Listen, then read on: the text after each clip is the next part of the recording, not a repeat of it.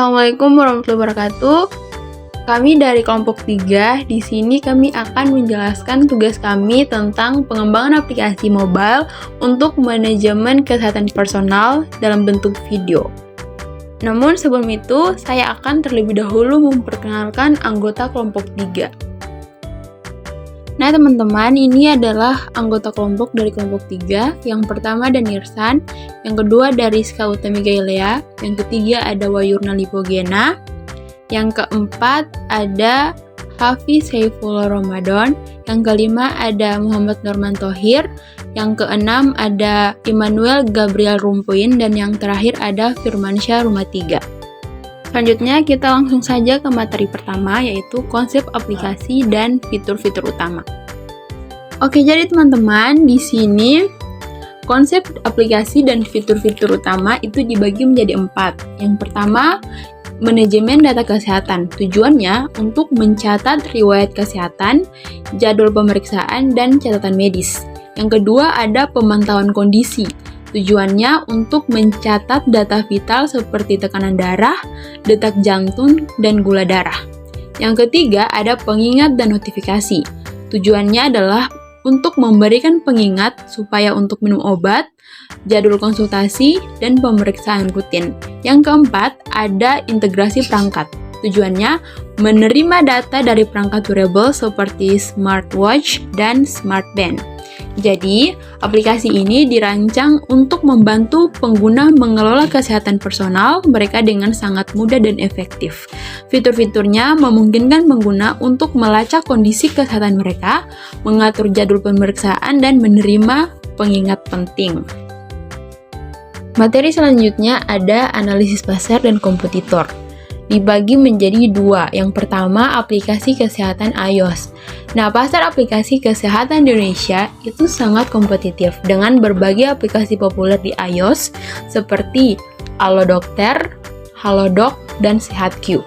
Nah, aplikasi-aplikasi ini menawarkan berbagai layanan kesehatan mulai dari konsultasi dokter hingga pemesanan obat. Yang kedua, ada aplikasi kesehatan untuk Android. Nah, teman-teman, selain aplikasi kesehatan untuk iOS, pesaing utama lainnya adalah aplikasi kesehatan yang tersedia di Android, seperti Good Doctor dan Doctor Anywhere. Aplikasi-aplikasi ini biasanya menawarkan fitur yang sama dengan aplikasi yang ada di iOS, tetapi dengan fokus pada perangkat yang berbeda. Di sini saya akan menjelaskan tentang rencana pengembangan teknologi yang digunakan. Di sini rencana pengembangan ada 4 poin. Yang pertama ada pengembangan aplikasi mobile. Nah, pengembangan aplikasi mobile, aplikasi akan dikembangkan menggunakan framework cross-platform seperti React Native atau Flutter untuk kompatibilitas iOS dan Android. Kemudian yang kedua ada infrastruktur cloud. Aplikasi akan dihosting di layanan cloud seperti AWS atau Google Cloud untuk skalabilitas dan reliabilitas. Yang ketiga ada database. Nah, data pengguna dan kesehatan akan disimpan dalam database NoSQL seperti MongoDB atau Firebase untuk fleksibilitas dan skalabilitas. Kemudian yang terakhir ada keamanan data. Nah, keamanan data pengguna akan diprioritaskan dengan enkripsi data, autentifikasi, 2 faktor, dan kontrol akses. Nah, kemudian saya juga akan menjelaskan tentang timeline pengembangan dan rilis. Timeline pengembangan dan rilis ini ada 3 fase. Yang pertama ada fase perencanaan. Fase ini dimulai dengan identifikasi kebutuhan, analisis pasar, dan desain konsep aplikasi. Yang kedua ada fase pengembangan. Nah, fase pengembangan ini melibatkan pengembangan aplikasi mobile seperti user interface dan user experience design atau pengujian fitur. Kemudian fase yang terakhir adalah fase peluncuran. Nah, fase ini meliputi pengujian akhir, optimasi performa, dan peluncuran aplikasi di App Store dan Play Store. Baik teman-teman, Di sini saya akan menjelaskan slide 7. Langsung ke model berlangganan. Model berlangganan, pengguna dapat berlangganan paket premium untuk fitur tambahan seperti pelacak kesehatan yang lebih komprehensif dan konsultasi virtual dengan profesional kesehatan. Adapun strategi monetisasi selanjutnya yang saya jelaskan yaitu iklan. Menampilkan iklan yang relevan dengan kesehatan dan kebugaran di dalam aplikasi, tetapi dengan menjaga agar tidak mengganggu pengalaman pengguna. Pemilihan dalam aplikasi. Pemilihan dalam aplikasi merupakan salah satu metode monetisasi yang efektif dan populer. Berikut adalah beberapa poin penting untuk terkait strategi ini, yaitu menawarkan fitur dan konten tambahan. Yang kedua adalah menarik minat pengguna. Pendekatan kedua yaitu kerjasama dengan mitra. Jadi selain pemilihan dalam aplikasi, kemitraan strategi juga merupakan cara efektif untuk monetisasi. Selanjutnya, keamanan data dan kepatuhan regulasi. Yang pertama, enkripsi data. Semua data pengguna, termasuk informasi kesehatan pribadi, akan dienkripsi selama transmisi dan penyimpanan. Sistem akan menggunakan protokol enkripsi tingkat lanjut seperti TLS atau SSL untuk memastikan kerahasiaan data. Yang kedua, kontrol akses. Akses ke data pengguna akan dibatasi hanya untuk pengguna yang berwenang. Sistem akan menerapkan mekanisme autentikasi dan otorisasi yang ketat untuk mencegah akses yang tidak sah. Yang ketiga, kepatuhan GDPR. Aplikasi akan mematuhi General Data Protection Regulation atau GDPR dengan memberikan pengguna kontrol penuh atas data mereka. Ini termasuk hak akses, koreksi, penghapusan, pembatasan pemrosesan, dan portabilitas data. Terakhir, audit dan pemantauan. Sistem akan diaudit secara berkala untuk memastikan bahwa kebijakan keamanan diterapkan secara efektif. Pemantauan terus-menerus akan dilakukan untuk mendeteksi dan menanggapi potensi ancaman keamanan. Rencana pengujian dan quality assurance yang terbagi menjadi 4, yaitu pengujian fungsional, pengujian performa, pengujian keamanan, dan pengujian usability. Yang pertama, apa itu pengujian fungsional? Pengujian fungsional adalah proses untuk menguji fungsi-fungsi atau fitur-fitur dari suatu perangkat lunak atau sistem untuk memastikan bahwa mereka beroperasi sesuai dengan spesifikasi yang telah ditetapkan. Hal ini bertujuan untuk memverifikasi bahwa perangkat lunak atau sistem dapat melakukan tugas-tugasnya dengan benar. Selanjutnya, apa itu pengujian performa? Pengujian performa adalah proses untuk mengukur dan mengevaluasi kinerja suatu sistem atau aplikasi komputer dalam kondisi yang berbeda-beda. Tujuannya adalah untuk memahami bagaimana sistem tersebut menanggapi beban kerja yang berbeda, seberapa cepat responnya, dan seberapa baiknya mampu menangani penggunaan sumber daya. Ketiga, pengujian keamanan. Apa itu pengujian keamanan? Pengujian keamanan adalah proses untuk mengevaluasi keamanan suatu sistem komputer atau aplikasi dengan cara mengidentifikasi dan mengeksploitasi kerentanan yang ada. Tujuannya adalah untuk memastikan bahwa sistem atau aplikasi tersebut dapat melindungi data sensitif, menjaga integritas dan ketersediaan sistem.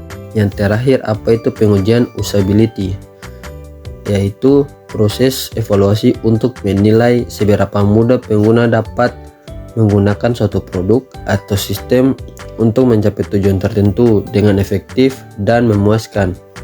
Tujuannya adalah untuk mengidentifikasi masalah yang dapat menghambat pengalaman pengguna seperti navigasi yang tidak intuitif, antarmuka yang sulit dipahami. Strategi pemasaran dan akuisisi pengguna. Kampanye digital, yaitu Manfaatkan platform media sosial seperti Instagram, Facebook, dan Twitter untuk menyebarkan kesadaran tentang aplikasi. Kemudian, gunakan konten menarik seperti infografis dan video untuk menarik pengguna, berkolaborasi dengan influencer kesehatan dan kebugaran untuk mempromosikan aplikasi. Yang kedua, program afiliasi, yaitu kerjasama dengan organisasi kesehatan dan fitness untuk mempromosikan aplikasi. Kemudian berikan insentif kepada pengguna yang mereferensikan teman mereka untuk mengunduh aplikasi. Di sini sudah ditawarkan diskon dan bonus kepada pengguna yang mereferensikan teman mereka. Yang ketiga, konten berharga, yaitu buat konten berharga seperti artikel blog, video, dan e-book yang terkait dengan kesehatan dan kebugaran. Yang keempat, kemitraan strategi, yaitu bermitralah dengan perusahaan atau organisasi yang memiliki audiens target yang serupa. Di sini misalnya bermitralah dengan perusahaan asuransi kesehatan atau gym. Saya akan menjelaskan tentang analisis risiko proyek dan strategi mitigasi. Ada teknis. Nah, teknis ini ada 2 poin, yaitu risiko dan mitigasi. Risiko itu dia kegagalan integrasi. Kemudian mitigasi itu uji coba pada berbagai perangkat dan platform. Kemudian yang kedua ada keamanan. Keamanan ini risikonya data diretas, sedangkan mitigasinya gunakan enkripsi dan autentikasi 2 faktor. Kemudian yang ketiga risiko dan mitigasinya. Risikonya pelanggaran privasi, sedangkan mitigasinya itu patuhi regulasi privasi seperti GDPR, berikan kontrol data kepada pengguna. Yang keempat, risikonya tidak mematuhi regulasi kesehatan, mitigasinya konsultasi dengan ahli hukum, patuhi regulasi dari awal. Yang kelima, risikonya aplikasi sulit digunakan, mitigasinya lakukan riset dan uji coba kegunaan dan libatkan pengguna. Keenam ada finansial.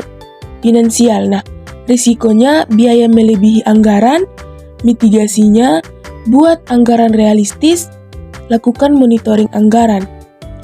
Yang ketujuh, risikonya keterlambatan. Nah, mitigasinya buat timeline realistis, gunakan metodologi Agile atau Scrum. Yang ke-8 ada kompetisi. Nah, risikonya muncul aplikasi unggul dari pesaing. Kemudian yang mitigasinya analisis pasar, inovasi fitur aplikasi. Yang 9, tim pengembangan. Risikonya kekurangan keterampilan, mitigasinya pilih tim dengan keterampilan sesuai. Pastikan komunikasi efektif. Yang terakhir ada dependensi pihak ketiga. Risikonya ketergantungan pada layanan tidak stabil, mitigasinya pilih penyedia layanan terpercaya, siapkan rencana cadangan. Dengan mitigasi yang tepat, risiko dapat diminimalisir untuk mencapai tujuan pengembangan aplikasi yang sukses. Kemudian ada juga rencana komunikasi dengan stakeholder. Yang pertama ada identifikasi stakeholder. Yang pertama ini ada 2 poin, yaitu internal dan eksternal. Internal itu tim pengembangan manajemen proyek, user UX dan UI designer.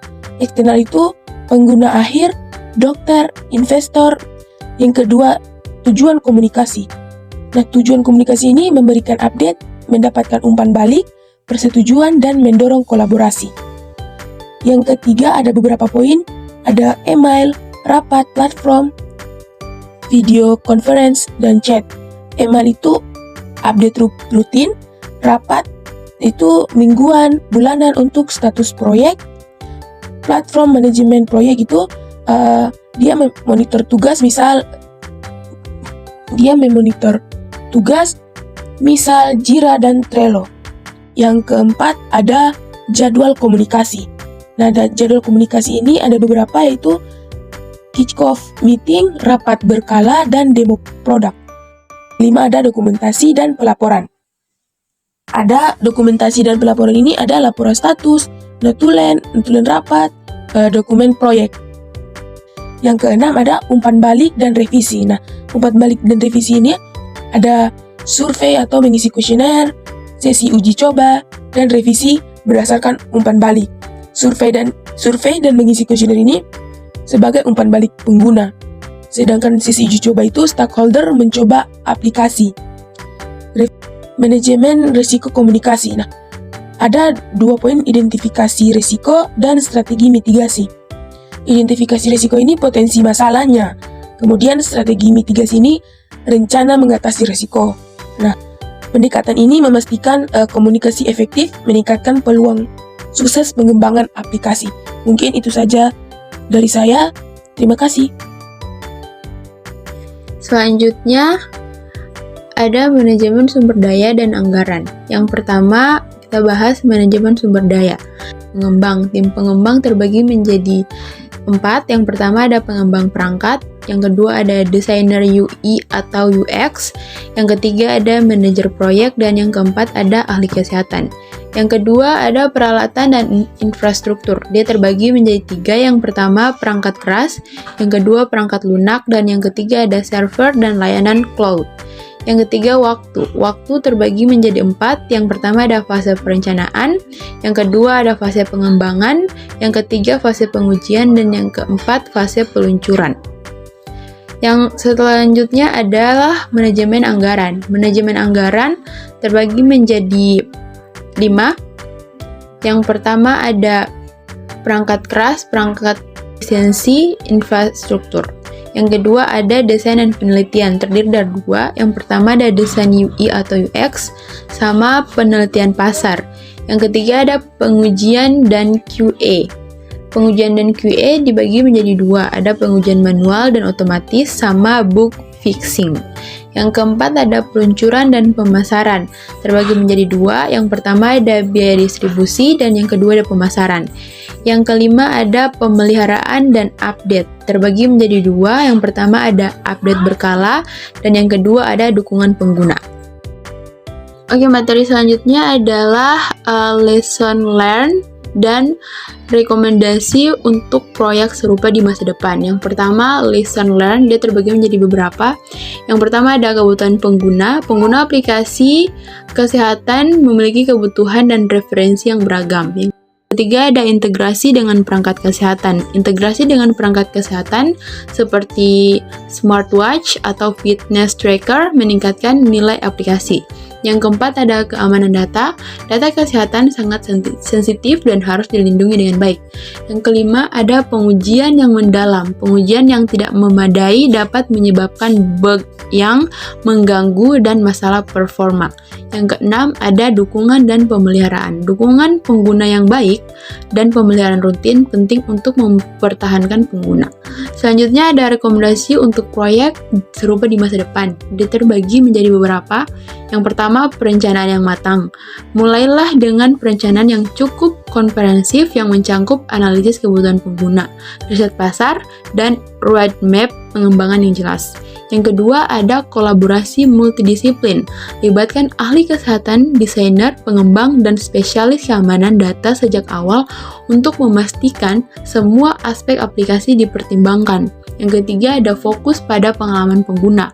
Prioritaskan desain antarmuka yang intuitif dan pengalaman pengguna yang lancar. Yang keempat, ada keamanan dan kepatuhan. Pastikan aplikasi mematuhi semua peraturan keamanan data yang relevan. Yang kelima ada pengujian ekstensif. Lakukan pengujian yang ekstensif pada berbagai perangkat dan platform perform, serta pengujian fungsional, pengujian beban, dan pengujian keamanan proses QA. Yang keenam itu ada pemasaran dan distribusi. Buat strategi pemasaran yang kuat untuk peluncuran aplikasi. Untuk selanjutnya di sini kesimpulan dan prospek ke depan. Kesimpulannya yaitu aplikasi manajemen kesehatan personal ini berpotensi untuk meningkatkan kesadaran dan kontrol pengguna terhadap kesehatan mereka. Dengan integrasi teknologi terkini, aplikasi ini dapat terus berkembang dengan fitur-fitur baru. Oke teman-teman, selanjutnya kita masuk di sesi tanya jawab. Jadi di sini kami akan menjawab beberapa pertanyaan dari kelompok lain. Baik, di sini saya Hafiz Saifullah Ramadan akan menjawab pertanyaan dari kelompok 9. Terima kasih untuk saudari Priscilla Lauhena Pesi sudah bertanya. Jadi pertanyaannya itu, apa saja tantangan yang dihadapi dalam pengembangan aplikasi mobile untuk manajemen kesehatan personal? Jelaskanlah. Jadi jawabannya, ada beberapa tantangan dalam pengembangan aplikasi mobile tentunya.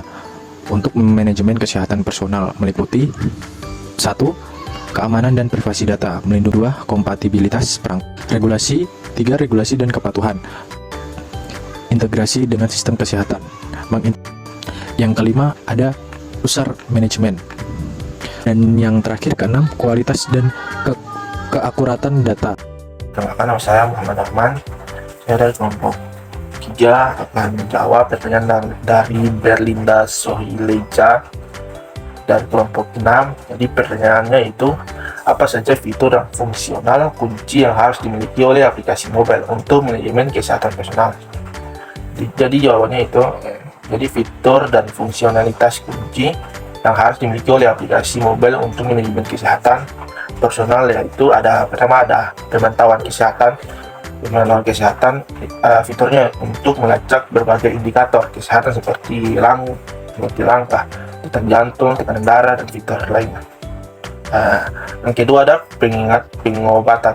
Jadi fiturnya itu notifikasi untuk mengingatkan pengguna mengambil obat sesuai jadwal. Yang ketiga ada rekam medis elektronik yang kemampuan untuk menyimpan dan mengakses rekam medis pengguna. Yang keempat ada pelaporan kesehatan, yaitu laporan kesehatan berkala yang mudah dipahami oleh pengguna. Yang kelima ada personalized health tips, yaitu saran kesehatan yang dipersonalkan berdasarkan data pengguna.